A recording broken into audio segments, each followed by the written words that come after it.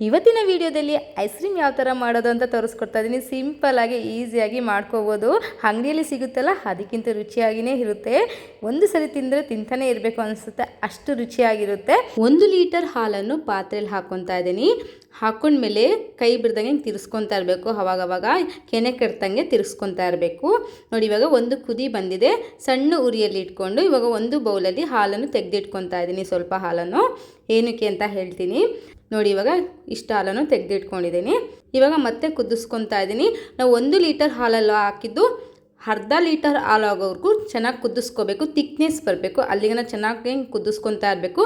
ನೋಡಿ, ಇವಾಗ ಆಗಿದೆ. 1 ಲೀಟರ್ ಹಾಲಲ್ಲಿ ಅರ್ಧ ಲೀಟರ್ ಕ್ವಾಂಟಿಟಿಯಷ್ಟು ಆಗಿದೆ. ಇವಾಗ ಸಣ್ಣ ಉರಿ ಇಟ್ಬಿಟ್ಟು ಇವಾಗ ಹಾಲನ್ನು ತೆಗೆದಿಟ್ಕೊಂಡಿದ್ವಲ್ಲ, ಇವಾಗ ಅದಕ್ಕೇನೆ ಇವಾಗ 3 ಟೇಬಲ್ ಸ್ಪೂನ್ ಆಗುವಷ್ಟು ಕಸ್ಟರ್ಡ್ ಪೌಡ್ರನ್ನು ಹಾಕ್ಕೊತಾ ಇದ್ದೀನಿ. ಇಲ್ಲಿ ವೆನಿಲಾ ಫ್ಲೇವರ್ ಕಸ್ಟರ್ಡ್ ಪೌಡರನ್ನು ತಗೊಂಡಿದ್ದೀನಿ. ಇದರಲ್ಲಿ ಸ್ಟ್ರಾಬೆರಿ ಫ್ಲೇವರ್ ಕೂಡ ಸಿಗುತ್ತೆ. ಇವಾಗ 3 ಟೇಬಲ್ ಸ್ಪೂನ್ ಅಷ್ಟು ಕಸ್ಟರ್ಡ್ ಪೌಡರ್ ಹಾಕ್ಕೊಂಡು ಚೆನ್ನಾಗಿ ಗಂಟು ಇಲ್ಲದೆ ರೀತಿಯಲ್ಲಿ ನಾವು ಚೆನ್ನಾಗಿ ಮಿಕ್ಸ್ ಮಾಡ್ಕೋಬೇಕು. ಯಾವುದೇ ರೀತಿ ಕಲರು, ಫುಡ್ ಕಲರ್ ಏನು ಹಾಕೋದು ಬೇಡ. ತುಂಬ ಅಂದರೆ ತುಂಬ ಕಲರ್ ಆಗಿರುತ್ತೆ, ಚೆನ್ನಾಗೂ ಇರುತ್ತೆ. ನೋಡಿದ್ರಲ್ಲ, ಈ ಥರ ಮಿಕ್ಸ್ ಮಾಡ್ಕೋಬೇಕು.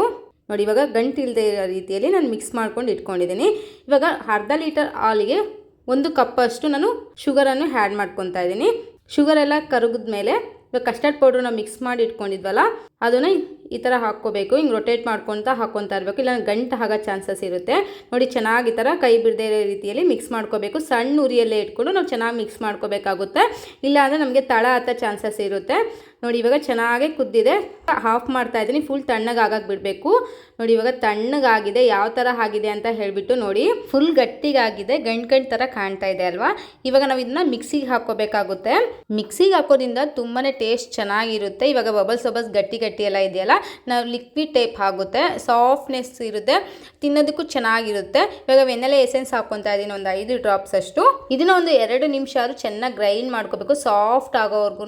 ನೋಡಿ, ಲಿಕ್ವಿಡ್ ಟೈಪ್ ಆಗಿದೆ. ಇವಾಗ ಒಂದು ಐಸ್ ಕ್ರೀಮ್ ಮೋಲ್ಡಲ್ಲಿ ಶಿಫ್ಟ್ ಮಾಡ್ಕೊತಾ ಇದ್ದೀನಿ. ನಾನು ಫುಲ್ ಆಗಿ ಹಾಕೊತಾ ಇಲ್ಲ, ಮುಕ್ಕಾಲು ಭಾಗ ಅಷ್ಟು ಹಾಕೊತಾ ಇದ್ದೀನಿ. ಇವಾಗ ಡ್ರೈ ಫ್ರೂಟ್ಸ್ ಎಲ್ಲ ಹಾಕೊತಾ ಇದ್ದೀನಿ. ಟೂಟಿ ಫ್ರೂಟಿ ಕೂಡ ಹಾಕೊತಾ ಇದ್ದೀನಿ. ಪಂಪ್ಕಿನ್ ಸೀಡ್ಸ್, ಮಸ್ಮಿಲನ್ ಸೀಡ್ಸ್, ಬಾದಾಮಿ, ಗೋಡಂಬಿ ಎಲ್ಲ ಹಾಕ್ಕೊಂಡು ಚೆನ್ನಾಗಿ ಮೇಲೆ ಎಲ್ಲ ಟೂಟಿ ಫ್ರೂಟಿಯನ್ನು ಹಾಕ್ಕೊತಾ ಇದ್ದೀನಿ. ಇದನ್ನು ನೀವು ಫ್ರಿಜ್ಜಲ್ಲಿ ಒಂದು 10 ಅವರ್ ಆದರೂ ಇಡಬೇಕಾಗುತ್ತೆ. ಇವಾಗ ನಾನು ಬಾಕ್ಸನ್ನು ಕ್ಲೋಸ್ ಮಾಡ್ತಾ ಇದ್ದೀನಿ.